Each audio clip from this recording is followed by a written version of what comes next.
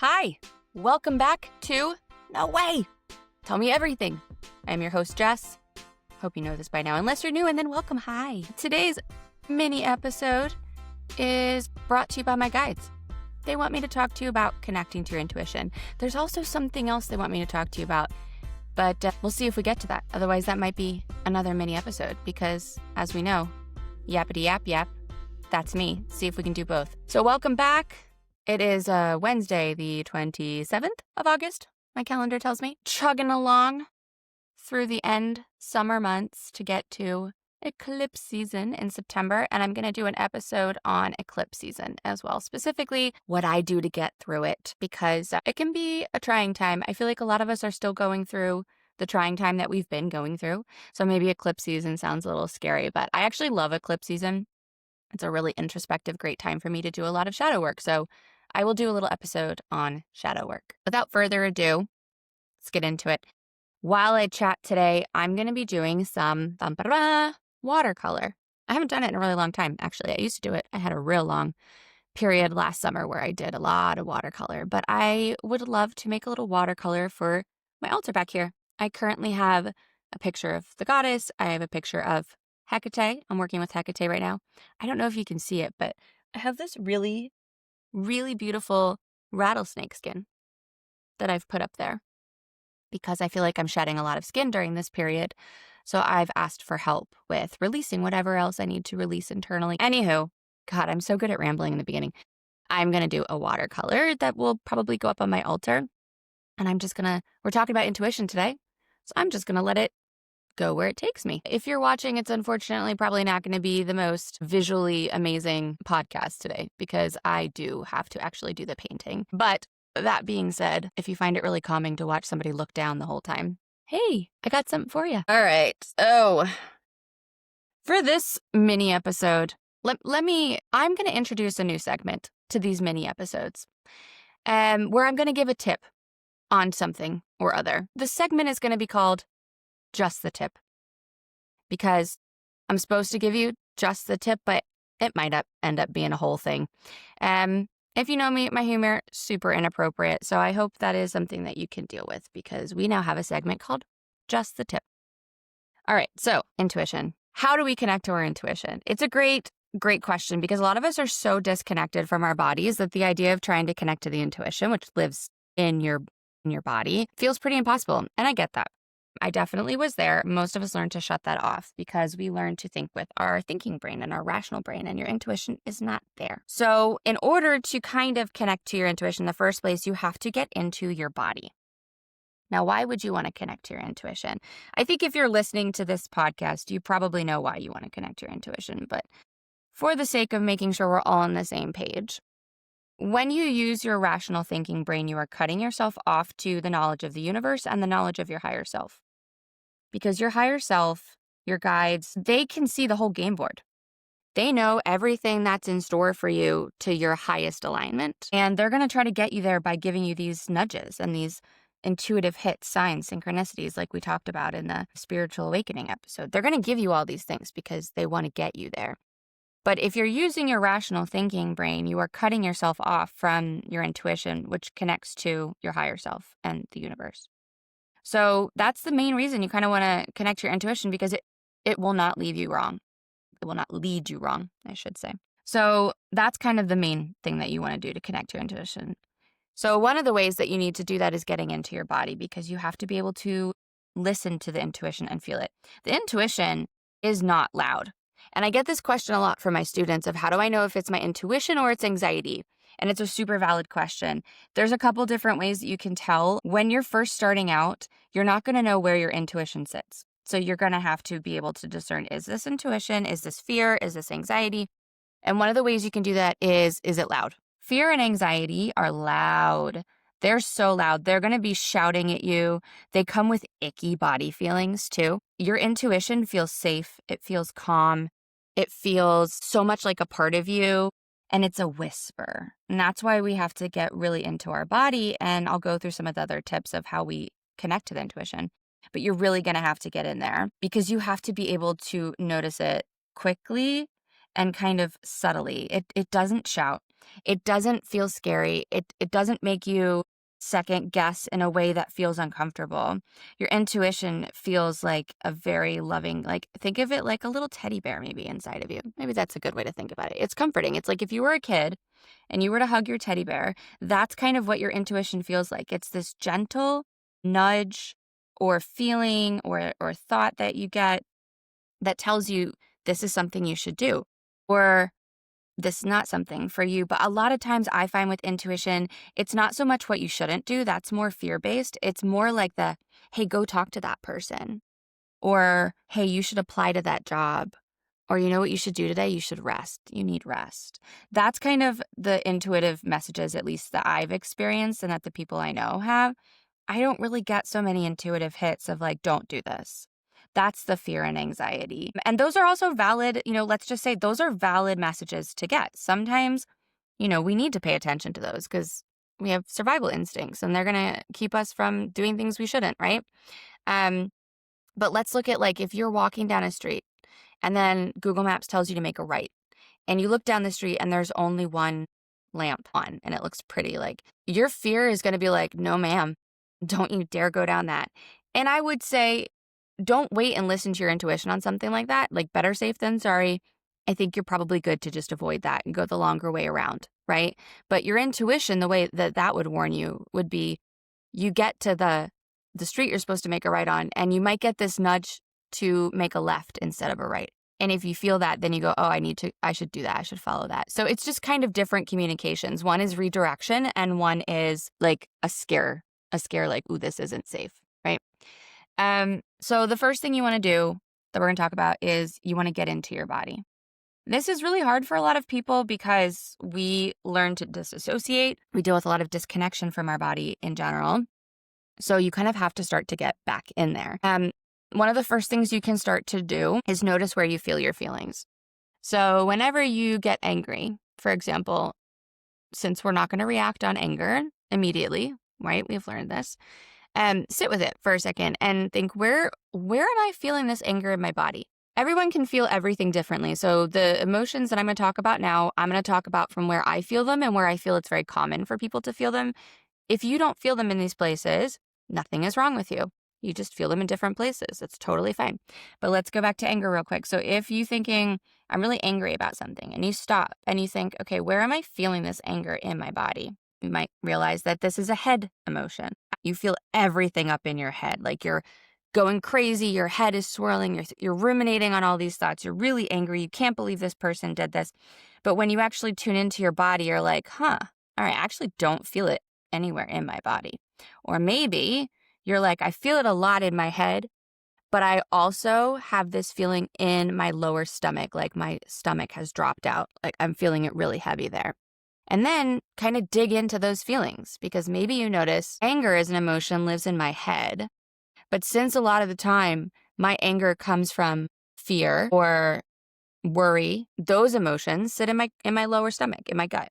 So my stomach feels like it has dropped out because a part of my body, whether I realize it or not, has now realized and processed that this anger is because I feel unsafe. So that's kind of what I mean. You want to start to examine where you're feeling things in your body because your body, the emotions you feel, the sensations you feel, it's a wealth of information. Like our body is such a communicator. We're just not very good at listening to it. So step one, where am I feeling my feelings? That's going to give you some good information for things like we just spoke about when you want to know if it's your anxiety or you want to know if it's intuition. Because if you're thinking, is this my intuition? But everything you're feeling is in your head or everything you're feeling is in your lower gut, then that's a pretty good indicator that it is not your intuition. Like I said, your intuition can sit anywhere, and we'll get into that in a second. But the first thing that you want to do is really dig into the feelings in your body from just a everyday standpoint. Like maybe pick one day and go, okay, today I'm going to catalog all of my emotions that come up. And every time they come up, take a second, do what you need to do. If you have to leave, if you have to close your eyes, tune into yourself and feel.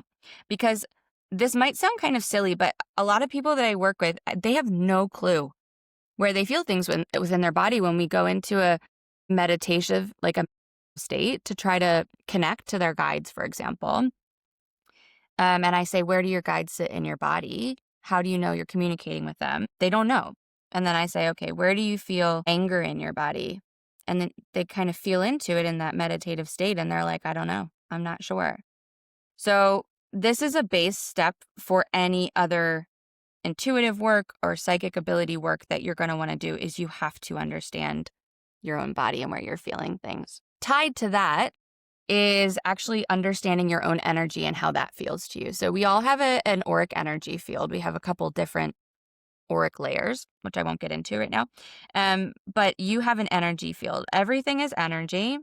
And our energy interacts with things around us, with different states of being. When we're angry, our energy changes.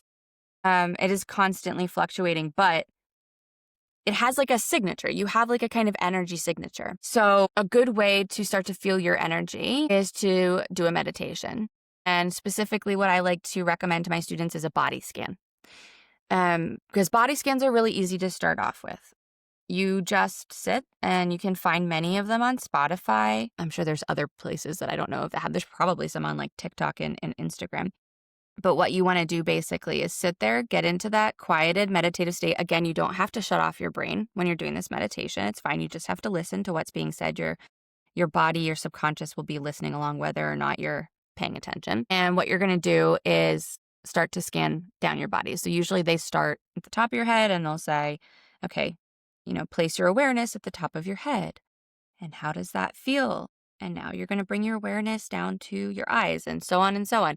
So it'll go through all different parts of your body. What you want to do here is feel your energy. And you should be able to kind of feel how that feels. I'm not really sure the best way to describe it. But like if you've ever had your foot fall asleep, it's a little bit like that, but not as intense. It's very subtle. Again, if you've watched Ghost Whisperer or Buffy or Witches of Salem or any of these shows, they really sensationalize intuition, psychic abilities, magic, things like this. It is so subtle. So if you want to connect to your intuition, the main thing you're going to have to work towards is quieting everything and having an awareness that's very attuned to subtle shifts and subtle changes. So with your energy, like lately in this energy we've had, I have felt like I've been standing on a 9-volt or live wire. My energy has been absolutely buzzing. But normally it's a very quiet hum. And you might notice as you go down your head, down to your lower feet, that different areas of your body are more intense than others. Generally around your chakra line. So from your crown chakra, third eye chakra, throat chakra, heart chakra, solar plexus in your rib cage, sacral right below your belly button, and root down by your coccyx. That kind of spinal alignment of energy generally has a bit stronger, in my opinion, than if we put your feeling into your hands. However, let me caveat that. I receive a lot of energy through my hands, as do other people. So if you start to feel your hands buzzing, that probably means that you're receiving energy or releasing energy, just as an FYI. Same thing with your feet. When you go out and ground onto the ground, if you feel that buzzing energy, that's your energy. That's your energy, working with the earth to release stuff or to take it in. So get to know the energy of your body. If you also want to get into psychic work eventually, this is a must-have because you will have to be able to understand how your energy feels versus the energy of someone's loved one who's coming in, or a spirit guide, or some sort of other being. You're going to have to be able to feel because it is extremely subtle. So when my guides come in, for example, I can feel that on my left arm. That's where they always come in. And I can feel when they talk to me, I can feel it's them because it's in my chest. That's where they speak to me. But I have to be very, very attuned to those energies. So like if I'm walking around grocery shopping, I'm not attuned to those things. That's why, people think psychics are always on all the time. We're not. It takes a lot of stillness to be tuned in. It takes a lot of practice as well to be able to flip that switch really quickly. But if I'm in the grocery store and I feel a little change in the energy, I will quiet for a second and just stand there and see what's there. But it's a very subtle thing. So get to know your energy. That's going to help with your intuition and with your guides and all this other stuff. So it's a base skill that you want to learn if you want to connect to your intuition. And both of these things, the body scans, the energy scans, you can do them at the same time, honestly, because you're going to start to get to feel your energy as you do your body scan. And it doesn't have to be like a 45-minute meditation every day. Some body scans are just like 5 minutes. It's just to get you into your body again. Okay, so the next thing is a little bit of intuition versus guide communication, but ask your guides where they're communicating with you. So I just quickly touched on it before. My guides, when they're speaking to me, my main guides, I feel them in my chest, and it feels like a shift in energy, a bit of pressure, sometimes a little fluttery like butterfly wings, depending on what they're trying to communicate with me. So I've gotten to the point now where we communicate via the feeling in my chest. So you can get into this meditation. Maybe you do it after you've done a couple body scans, couple get to know your energy situations. When you're in there, just ask a question. Where in my body will you communicate with me? And then just be still and listen. Usually I find for most people, it's heart, solar plexus, sacral are the main energy centers where your guides communicate.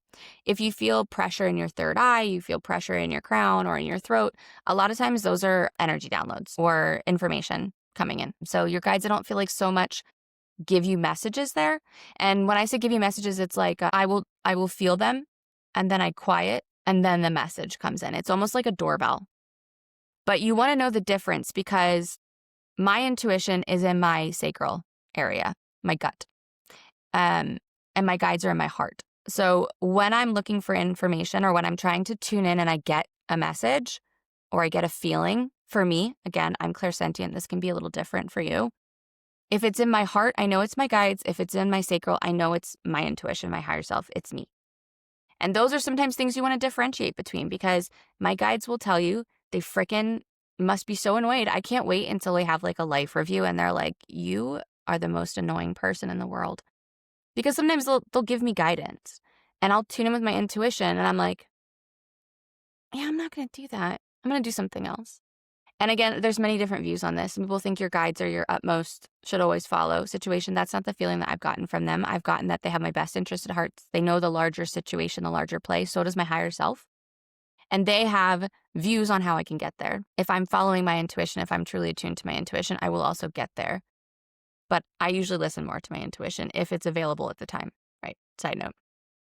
A note on intuition, since I mentioned that I feel it my sacral. If you know your human design profile, it will tell you normally where your intuition sits, where your decision-making sits, where you need to trust. So mine sits in my gut, and that happens to be where I feel my intuition. There are other points in your body where your intuition could sit based on your human design profile. So if you don't know your human design profile, you could go look that up. They have free calculators online. Also, there's lots of human design specialists. Morgan from Oops, I'm Evolving, Unfiltered Growth Coach. She also does a lot of human design. You could reach out to her if you want a person to go over the profile with you, because there's a lot more information than just that. So it can be like complicated to understand, but very, very useful. Anyway, ask your guides that kind of simple question. Where are you going to speak to me? And then differentiate that. It's usually someplace different from your intuition, so you don't get those two twisted. Here's a fun way that you can connect to your intuition. A pack of playing cards or oracle cards, if you have those, tarot, whatever, just pack of cards. And play a game where you do a meditation, so you're connected to your body, so you're feeling your intuition. And then try to guess either what the card is going to be, maybe see if you can get the suit, the color. If you're using oracle cards, try to see what you guess on the other side, and then flip it. The thing with intuition is it doesn't take a long time. Intuition is quick. So if you're connected to your intuition, it's like red, black, I don't know, spade, whatever. It's quick. So you're not going to want to sit there and stare at the back of the card for a minute and try to see, because then you're tapping into, that's also fine if you want to do that, but then you're tapping into your psychic abilities versus your intuitive abilities. Intuitive abilities are much quicker.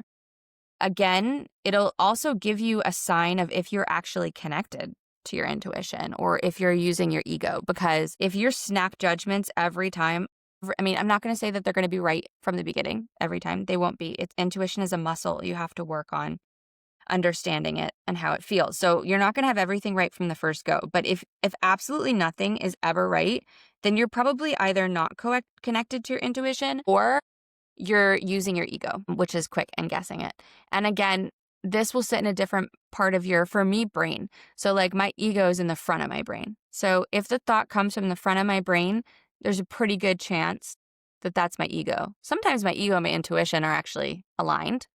But again, you just want to start to like get to know yourself really well, because it's going to help you understand what's going on.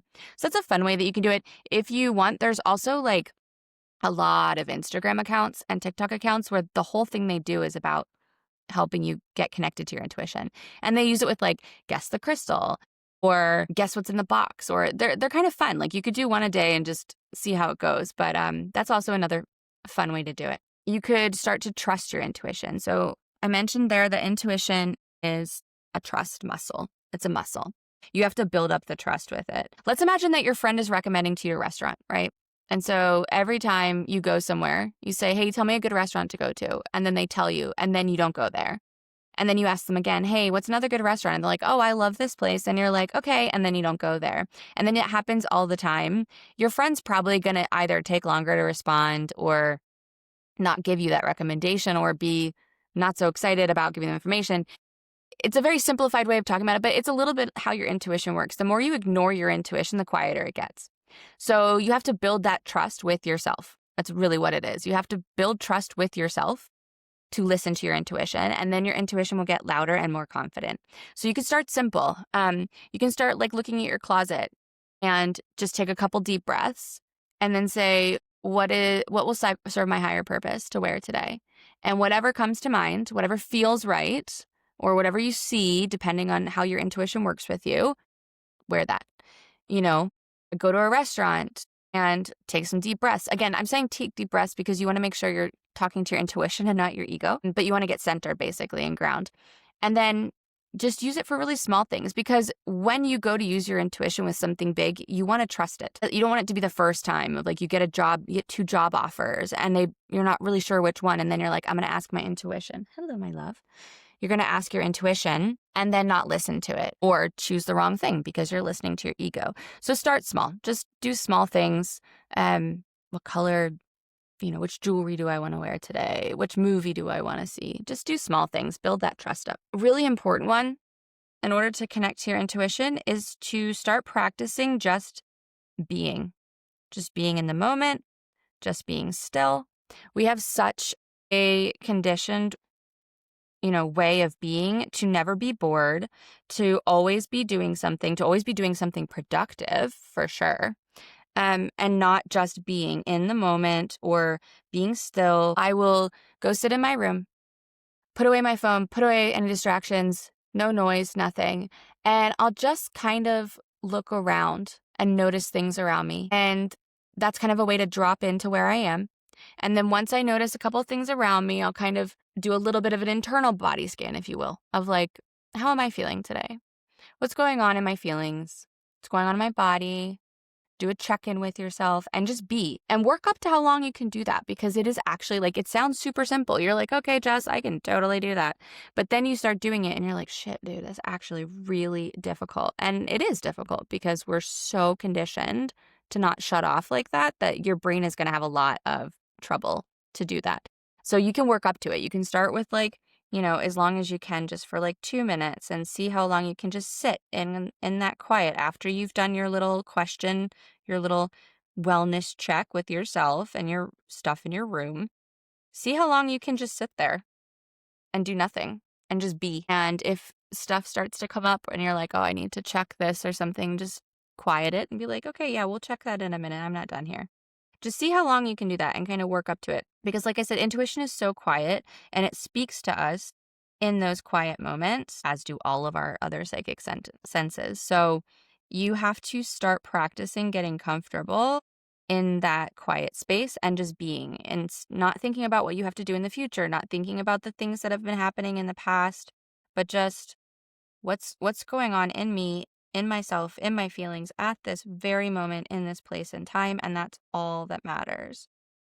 So that is another thing that you can do. It's hard. I challenge you all to try it, but it's really, really great because the intuition is so incredibly subtle, and it's going to take the time to recognize that whisper that is inside of you. Because like I said, anxiety is so loud. Anger is loud. Disappointment, worry, those things are so loud. And then your intuition's just sitting in the back quietly like, hey, I have something I can say to you. But you're not listening because you're listening to the loudest person in the room. So you want to make sure you're able to do that. I talked a lot about feeling in your body. And again, this goes back to the fact that I'm mostly clairsentient. So this is how I communicate with my psychic senses and my intuition and my guides. For you, if you're, clairvoyant maybe, for you, you might have visual cues. So when you're quieting and playing around, don't focus too much on how the information comes. Just focus on allowing it to come in.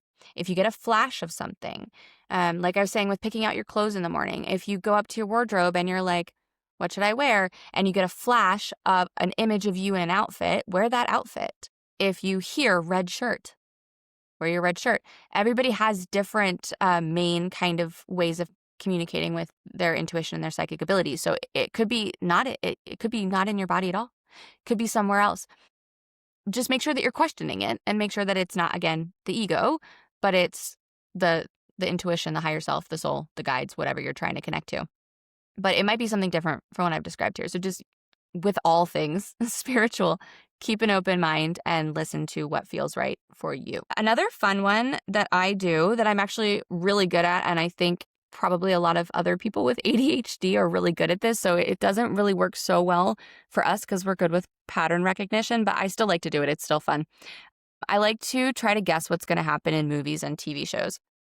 And it's a great way to kind of connect with your intuition. So when you're kind of watching a movie or when you just decide to pick out a movie, try to feel into some things that are going to happen or how it's going to end or whatever. Like just try to listen to your intuition. Again, if you know a lot about the movie, your ego is going to step in. So just be, aware of that. But yeah, try to see if you can guess like what goes on. Or if you're listening to a playlist, try to guess which song is going to come on. These are all fun ways that you can do it. Also, writing down your dreams. I've talked about that before. Writing down your dreams is really good. It builds up the trust muscle, again, with yourself and your intuition, because if you don't trust the information you're getting, you're not going to follow it. So that's another great way. And then here's a great one that also ends up being really fun, I feel. Like I said, the intuition is not fear-based. It's based on love and all these other really nice emotions. So another way to connect with your intuition is to follow the things that spark joy in you. This is another way that our intuition talks to us. So if you really enjoy something, let's say you really enjoy clay throwing, it really makes you feel like a kid again, getting to play with mud, and you just really like it. And then you get an ad on Instagram for a discounted clay throwing class. If you feel this nudge, and you get this spark of joy of like, ooh, I want to do that, then you should do that. That was probably, something for you and your intuition is telling you to follow it.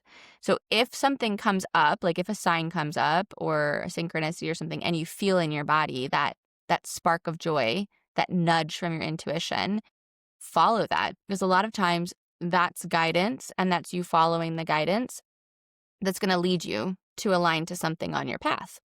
And your practical mind can very well try to talk you out of those things because you're like, I know it's discounted, but I really could use this money to invest in my 401k or my retirement fund or whatever. Like you're going to try to get pretty practical with it because we all do that. That's what we've been conditioned to do. But if you feel that spark of joy and you can afford to do it, right? I'm not telling you to put yourself in debt following your intuition, use discernment, but go for it. Do it. Because it's probably going to lead to something really great. That's going to be a great experience for you. And also, again, it builds that trust muscle with your intuition that it can speak to you and you're actually going to listen. And like I said, your intuition it's part of you. It's part of your higher self. So you basically not trusting your intuition is you not trusting yourself, which I get. We are not the best for ourselves sometimes, and we do sometimes make some decisions that we don't always think are the best for us, but your intuition and your higher self always have your best interest at heart. So even if it feels scary, try to trust that when you're connected to your intuition and you're following it, it will always work out for the good. Maybe not in that moment and maybe not in a way that you understand. That's another really great thing because sometimes you follow your intuition and you think it's going to be this big break. Like, this is finally it, the thing that I'm wishing for, that I'm manifesting, whatever. I'm going to talk more about manifestation on another episode, but the thing that I'm trying to call in is finally here. this is it. And then you go follow your intuition and it doesn't work out how you thought it was going to work out. And you have to be okay with that because we, can't be attached to the outcomes of things. It's not the point. It's the experience or the lesson. It's not the outcome. But also, we don't know the larger plan. So maybe whatever happened there was a step in aligning you again to the path, but it just doesn't look like that. Maybe there's a lesson you needed to learn or experience you needed to have so that you could accept whatever comes in next. So yeah, just try to follow it. Don't try to second guess it too much.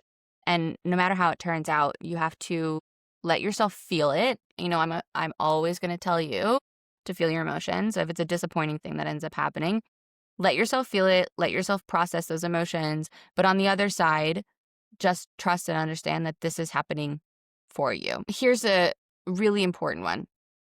You need to know your values in life and align to them. And values, again, are not ego-based. They're based on your soul of like the things that sit with you, that anchor your life and that guide your life. If you haven't figured out your core values, I really recommend that you do some work on that because it really will help you not only align to your most authentic, happy life, but be able to be more in tune to your intuition. And once you have those values, you need to make sure that you're aligning with them. Because if you're living a life that is not aligned to those values, and when I say values, it's not like, it's not like the 10 Commandments or the Constitution, not those kind of values, but like I strive to live a life of authenticity. So completely authentic to myself, not dimming myself, not acting in ways that are not authentic to me. I want to live a life with freedom. So working in a job where I work 10-hour days does not align with that. Those kind of things, like what is aligned to your soul and how you want to express yourself and live your life, that kind of values. If you're living a life that is not aligned to those values, you are actively going against your soul's intuition. And again, like the example I gave with the restaurants, that's just going to make it infinitely harder for you to connect to your intuition because you are actively going against it. You're actively shutting it off. And I would say for you, if you're listening and you're thinking, yeah, you know what, I think I am living against my values because it feels really, really wrong, you are going to feel it. You will feel friction in your life when you're not living aligned to your authentic soul values, which change, by the way, just side note there, they can change throughout your life. But whatever you're feeling now, you will know if you're not aligned because it will feel like everything is hard. It will feel like things are not flowing. Things are not happening that you want to happen. No matter how hard you work for them, just nothing's falling into place. You're ho-hum about your life. Everything's mediocre. That's when you're living misaligned to your values. And if you do that, it's virtually impossible to connect to your intuition in any meaningful way because every single day you go out there and tell it that you don't listen to it and you don't care about it, which is basically also telling yourself that you don't trust yourself, you don't think you know what's best for you. And that kind of communicates through all the ranks. So definitely don't live that way.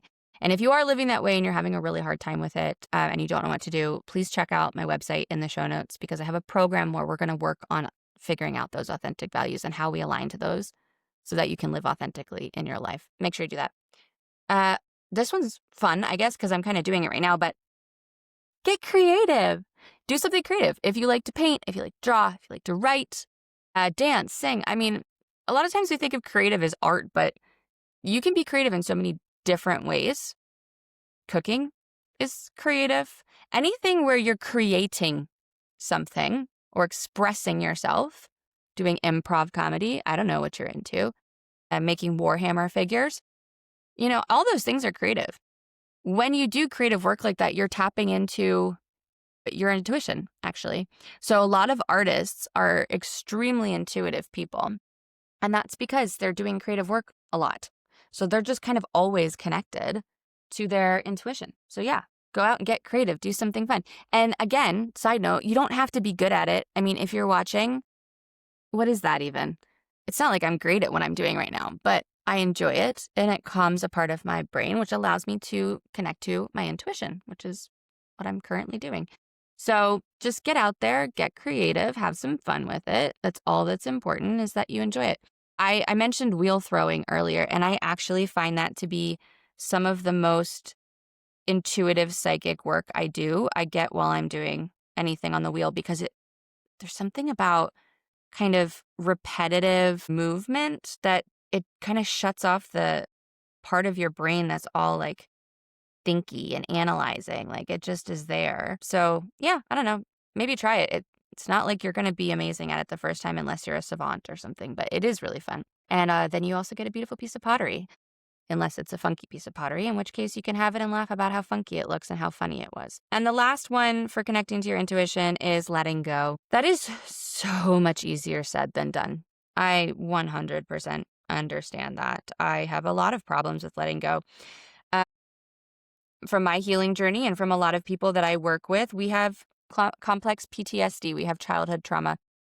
And if you have any control issues or any trauma from your childhood, letting go is like absolutely one of the hardest things to do, because it makes you feel extremely unsafe to let go of the systems that you've built for your safety. But when we try to manipulate everything, when we try to make sure everything's safe, it cuts us off from the universe, because we're trying to control how things go. We're trying to control an outcome of something, where things are going, and we don't know the full picture. So sometimes we have to be okay letting go and just accepting that wherever we're being taken, like, wee, it's gonna all be okay. You have to just kind of imagine it's like one of those swing things, and you've fallen out of the seat and you're just flying around, but you're kind of holding on, and it's still kind of fun. Maybe it's a little terrifying, but so just try to maybe work a little bit on that if you can. But again, be kind to yourself, because letting go is one of those things where it's really easy, but it's also extremely hard to do. I always used to say that about smoking when I was trying to quit smoking when I was younger, of like, all I have to do is just not smoke a cigarette. It's the easiest thing to quit. I just don't do this. But I literally can't not do that. And it's like that with letting go and releasing, with surrender, like Annie talked about in the first episode of my second episode. It's really, really easy idea to just let go and just not try to control things, not try to figure out where things are going. But it is nigh impossible to actually do it, because it feels like everything's going to crumble and fall apart. But that's another thing that I feel like happens when you get practice with it, because when you practice, the more you let go of things and see that it actually ends up being a lot easier, flowing a lot easier, and allowing you to actually get to this outcome you're trying to get to, probably not in the way that you thought you were going to get there. That's the magic of the universe. And that's why we also need to let go of control, because we always have these preconceived notions of how things should be and how things should go. And the universe is just like, yeah, but that's not how it's going to happen. So the only way to really get to a lot of the things that you want, that you're dreaming of, that you're thinking of, is learning to let go of the expectation of how it's going to go. I'm going to do another mini episode next week, I think, because as usual, as I predicted, just the tip ended up being the whole thing. So I wanted to do an episode on co-creation with the universe. And there's a lot of talk about manifestation. It's a huge buzzword right now. I don't love the word manifestation personally, and I don't jive with a lot of the kind of ways of teaching it. There's a lot of really great ways of teaching it out there. I don't jive with some of them. So I wanted to give my view on what I do call it co-creation, but I don't want anyone to think I made up that word. I absolutely did not. But co-creation with the universe, because if you're trying to build your dream life, if you're working towards a dream that you have, a goal, a change, if you're trying to do any of those things and you're not co-creating with your guides and with the energy of the universe, it's like trying to do something with one or both hands tied behind your back. It's just not, it's not easy. It's not the way that you want to do it. There's a much more aligned and easy way to do it. And again, it's something that I'm teaching in this Rise and Shine, Glow the F Up 4-week course. So if you want more information on that, the link's in the show notes. But we're going to talk about how to co-create with the universe for the life of your dreams, so that you can live authentically and live really happy, and do it in a much easier way than you might be doing it right now. Let's do a card pool for today. I have not finished my painting, which is great. Watercolor, I feel like, works really well in multiple layers. So can we please have a card for today while I'm yapping? Whoops, there we go. Okay, I used another, I love Colette Baron Reid. I should just stop saying this is another Colette Baron Reid. deck because it probably always is. So the card we got today is Giraffe Spirit, and it says, see the big picture. So this is speaking a lot to that last point I made about control and letting go and preconceived notions. We don't have a view of the bigger picture most of the time. So what we do to try to stay in control is to focus on all the small details that are coming through for us. We focus on everything that we know and putting that into action. But everything is so intrinsically connected that when we're making changes in alignment with ourselves and with the universe, it's having a ripple effect into the collective. So you need to see the bigger picture also in what you're doing. And that's also where your intuition comes in. Because when you're talking about co-creating with the universe, when you're talking about manifesting, for example, if the things that you're trying to bring into creation for yourself are not aligned with your soul path, which your soul path is aligned with the greater good for the collective. It's not only just yourself. So if you're not on that path and you're trying to manifest things that are not in alignment with that path, you are either not going to get those things or they're not going to come in the way that you expect or turn out how you expect because they're not in alignment. So you kind of need to look at everything that you're doing on a larger scale. What is this going to make me feel? Or how is this going to help me in my goal of life in order to align to my soul path for the greatest good? That's how you kind of take something small and look at the bigger picture. And if you can't find, without, again, twisting and manipulating, but if you're actually being honest and authentic, if you can't find the connection for how this thing is going to help the greater good, then it's not in alignment. Then you're either not going to get that thing in any way, or you'll get it and it will just not even, you're not going to feel anything. You might even feel worse. And that's that misalignment to your values that I was talking about earlier, that friction that it causes. And ultimately, when we take actions that are aligned with our highest good, like I said, it connects to the greater good, to the collective well-being. And that's ultimately our goal here as souls on earth, is for personal expansion for the benefit of a higher good for the collective. Everyone who chooses to, and this is my belief system, so if it's not, please feel free to, if this doesn't resonate with you, please feel free to leave it. But I believe that everyone chooses to come to earth to learn, to grow, to expand something in their soul or an experience their soul wants to have. But you don't come to earth unless the ultimate soul goal is to expand the collective. Now, there are people who believe that they're people who come to earth to work against the collective, whether that is or not. I lean more towards the fact that I think people lose their way and end up operating solely from their ego, which is detrimental to the collective. That's my personal belief system. I believe most people generally come here as souls looking to expand and grow and then lose their way. So you need to take a step back and look at the bigger picture in general and in life to make sure that the things that you're doing are not harmful. The things that you're doing are with a bigger purpose for yourself and for others. It's okay. It's okay to want things for yourself. It's okay to want experiences and expansion for yourself. But again, it's good to understand the bigger picture of why you want these things for yourself and for the collective, right? If you want to stick fully with yourself because that's where you live right now and that's where you're, struggling the most, I guarantee you that as long as you're true about looking at the bigger picture about why these things are for your individual benefit, when they're aligned, they will also be for the benefit of the collective. And I'll give you an example. If you want to have an inspirational page where you put all your inspirational writings, if you go into that understanding that the reason you want to do that is because it allows you to express yourself in a way that you don't have an outlet for in other places.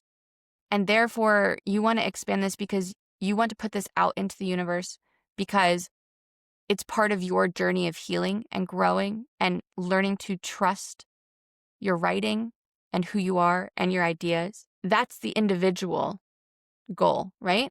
And that's good enough. That's good enough. If I were to look at it further, I would say chances are some people will be pointed to read your writings that helps them grow and expand in some way. So even when you're operating from an individual want and need, the collective want and need will be there as long as it is authentic and soul aligned. So you can't really go wrong, honestly, when you're aligned to yourself and your authentic life and you're listening to your intuition and you're listening to, as you expand your intuition, your guides or whoever you believe you're talking with, your angels, whomever, God. As long as you're in tune with all of that and you see the bigger purpose, the bigger picture of what's going on, it will make it very easy to let go and trust. You literally, when you have that trust, it's almost like a light switch. It's such a hard thing to let go. It really is.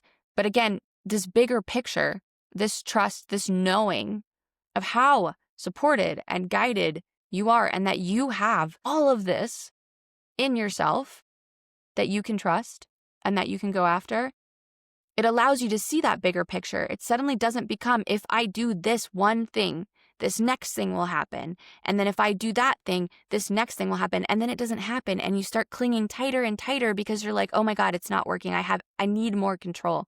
When what you need to do is just peel your fingers off of it and let it go and take that next right step. Whatever feels aligned to you in that next right step. You don't have to constantly be trying to figure out where you're going. You see this bigger picture and you know you're supported and loved and that you're going to get there eventually in divine timing, which again, also a hard concept. But when you can do all of that and take that step back and let go, everything will flow a lot easier. Life will not feel like you're constantly running into obstacles and your life will feel much more full of ease. Not to say that there won't be challenges because those challenges are part of our journey. Everybody has them. There's constantly new things to grow and expand. That's what we're here to do. So there will be challenges, but you'll have that trust in yourself and the universe that you can get through them and that they're going to benefit you. So I hope you enjoyed this not so mini episode with ramblings galore. Next Tuesday, we're back with Mike, Angel Healer, for a nice discussion. I might end up having to do that in 2 episodes. We'll see. It's a little long at the moment. Maybe I can cut out more of my fluff yapping. If you're interested in learning how to co-create with the universe for the life of your dreams in a way that's much easier, feels so authentic to you, and allows you to really shine your light brightly out into the universe as you're meant to do with your authentic expression, please check out jess-solstice.com/join us. Sign up for the free masterclass I'm doing. We'll be doing a main character energy activation so that you can really feel comfortable taking that next step in your journey. And then there's a 4-week course starting October where we're going to be doing all of this stuff. We're going to be working on finding your authentic values, aligning to them, taking the next right steps and feeling confident in doing so. And there'll also be some ways to connect to your intuition. We'll be doing actual exercises there. We'll be doing exercises to connect to your guides, learn how the universe shows up for you. We'll be doing all of this together in a lovely, supportive community. So I really hope that you will join us, but check out the website. You can also follow me on the socials, Jess-Solstice. Last but not least, I should probably get better at self-promoting this podcast. It really helps me if you share the podcast with a friend, if you share it on your socials, if you like the podcast, please rate it, please write a review. All these things help me to get this out to more people who need to get these messages that are coming through me. And I hope you keep tuning in. I will speak to you all on Tuesday. I hope you have a lovely, lovely weekend.